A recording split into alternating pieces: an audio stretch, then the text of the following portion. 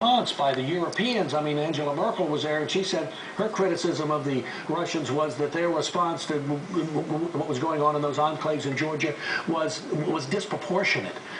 Well, that's not the harshest criticism I've ever heard. So when the Russians look out, they see the United States, which logistically, it's very hard for the U.S. to project power in Georgia, for heaven's sakes, particularly when we're in Iraq and Afghanistan. The Russians, I suspect, figure they're in a pretty good situation. And it is, I think, obviously clear that the Russians are bent on expansion. They want to recreate a greater Russia and at least bring their former satellite countries to heel. And one way we know that is the completely phony pretext that they used to get into Georgia. One, they stirred up the secessionist stuff, and then they sent troops in saying that the Georgians had committed genocide and so on. There's no evidence of that. Completely phony.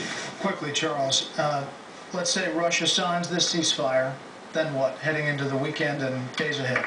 Our immediate objective is to get observers in, because under Clause 5, as soon as the observers are in place, and hopefully there will be hundreds of Europeans, for example, in place, then the clause expires and the Russians don't have the run of Georgia proper, and they're going to have to go back into the enclaves. If that happens, then the major crisis is over, and it becomes a long-term negotiation over the future of the two